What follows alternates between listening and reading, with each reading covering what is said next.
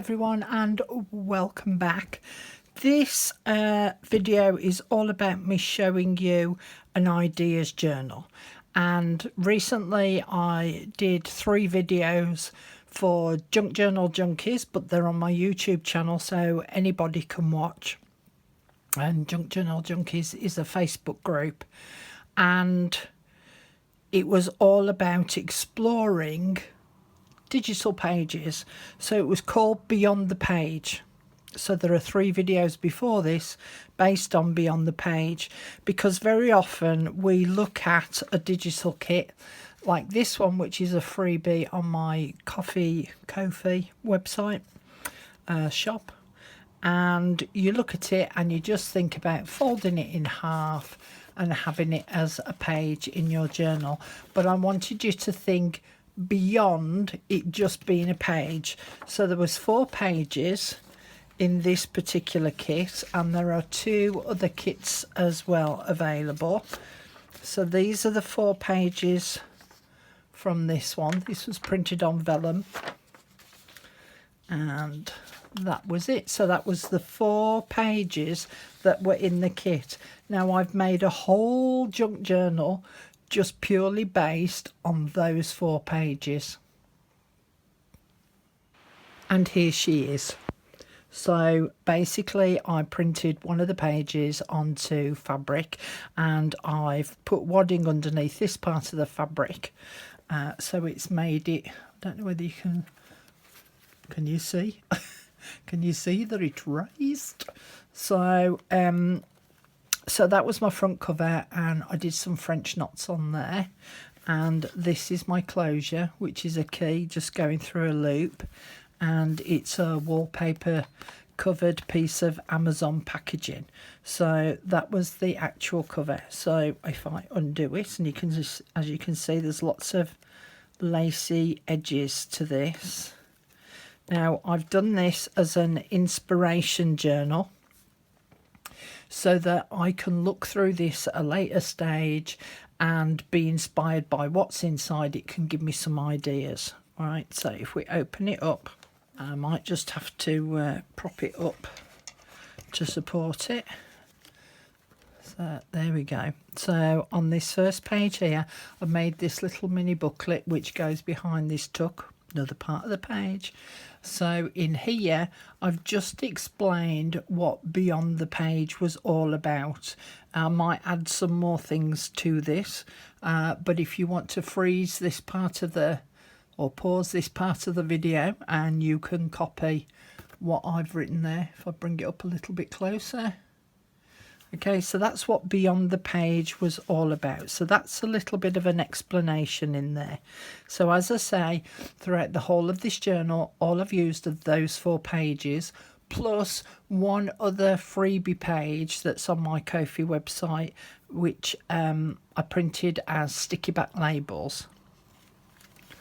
So here I've shown different ways, and I've made little notes here and there, and I need to add some more, of printing onto different substrates. So try printing on different substrates. So this one's fabric. This one's vellum. That one's graph paper. And this here was a paper napkin, and I've done some stenciling on there. This was a paper bag, so it says remember to tape down with micropore or washi all edges to scrap paper so it doesn't catch in the printer. Use freezer paper for fabrics. But all of this is explained in the previous 3 videos. And then I've put this sample in there as well, which was printing onto a glassine bag. So every so often I've put little notes on, like these here, to remind me of what it is that I've done. This was a ripped out page, and I stuck it onto some music paper. I also said, I think in the very last video, that when I come to show this, you might want to have a pen and paper handy and make notes of what I've actually done extra to the pages. So for instance, I've put this butterfly on. I've done a bit of stamping on there, and then I've written some notes about what that page was all about and the inspiration behind that one. Here I've done a little note card with a little cluster at the top, so I might write a little note on the back of that one. And then I've done a little envelope here which folds down, and then there's some folded lined paper in there. This was a sleeve, and in here this is the printed canvas that I made. I haven't done anything extra with that at this moment in time.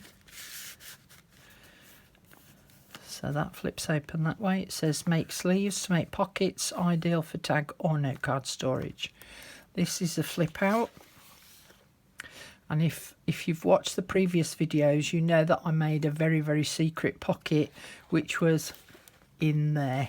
So as you can see here, I've put confidential, and if I pull that out, it says here add secret pockets. I love a little bit of a secret pocket. And that closes shut.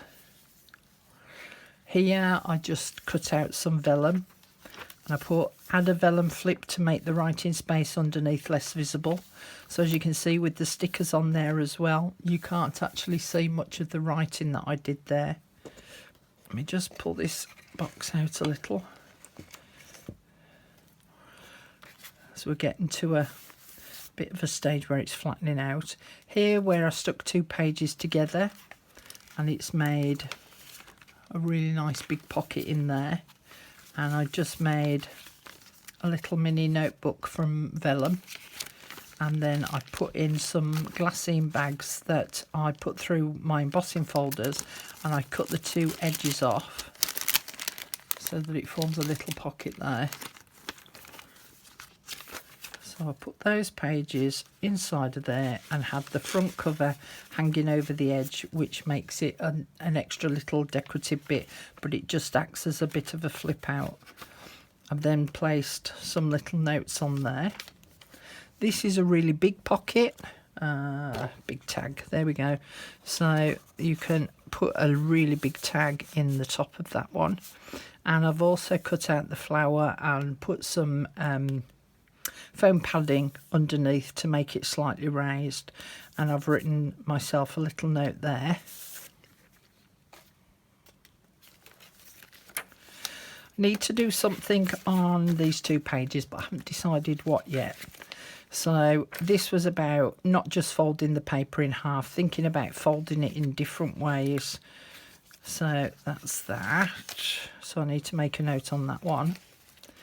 This one here was, I made a tag out of one of the pages, just a very simple tag with a little word description on there, and then I can write on the back of there. This was a piece of scrap vellum which I've just folded over and made it into, I can pull it out, almost like a little pocket for just a little piece of paper to go in there, and again to maybe just write a secret little note on. And then decorated it up with some flowers.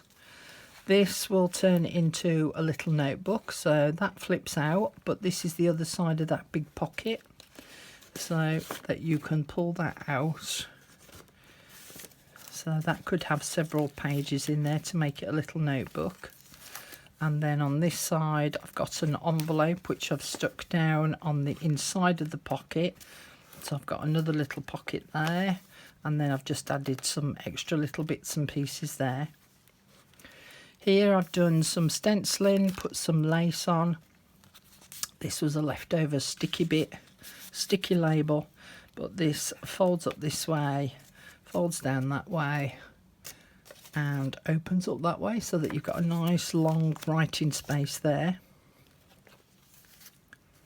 Here I've made it into, I'm trying to find the best place to put that box now. Now I'm at the other side. There we go. So this was a selection of layered pockets, which if we pull on that little label, you can see they all open up. So there's 4 pockets there. The 4th one doesn't pull open quite as easily as the other 3. This one here Again, with some leftover pieces of paper, and I've just ripped around the shape and stuck them both on, so that that's a pocket, that's a pocket, and then I put a big piece of lace on there, so then that's a pocket as well. So again, I just need to write myself some notes on there about the ideas. As I said earlier, this was a sleeve so that it makes a pocket at each end, and this is the other side of that sleeve. So as you can see, I've just put a little journaling card inside of there. But you can also fold these sleeves to make them into like a library card pocket, so that there's a tag in there and there's a piece of paper in there, but there's 4 pockets in total. So there's one here, I won't put my finger in because it's a little bit tight, one behind the fold, one inside the pocket, and one behind the pockets. There's 4 there. This was an old idea from a long time ago that I did, called a ghost pocket, so that you've got the pocket there, but you also have a pocket here, and there's also a tag here in that pocket, so that I cut the same paper up 3 times. So I stuck the pocket piece on top so that it now looks like one continuous piece, and then I cut the tag to sit inside the pocket, so that when it's sat inside of there, you can't automatically see straight away that there's different pockets and different items there. This was another one of the ripped pockets with some music paper behind it. This is an envelope made from one of the papers, so that you've got something that you could put in there. And then I've stuck it around 3 sides so that that also becomes a pocket in itself. This one, I cut out 3 different pages, so that that one flips up, that one flips out, and that one flips down. So you've now got a really big writing area here, and then obviously you've got this writing area here as well. So those sit all on top of each other, and when you look at them initially, you can't actually tell that they're there. And then here, this was just one of the leftover labels. My buttons come unstuck. That needs to be stuck back down on there. Do that later. And then in this pocket on the back cover, I've just put the leftover scrappy bits and pieces, so that if I want to add a few more ideas to this, or write some notes on some pieces of paper, then I've got those scrappy bits there. I have a feeling that I missed a page. Just bear with me 1 sec while I just... Yeah, this one. I thought I'd missed a page. So this one, I used a piece of, just reach for it, corrugated card.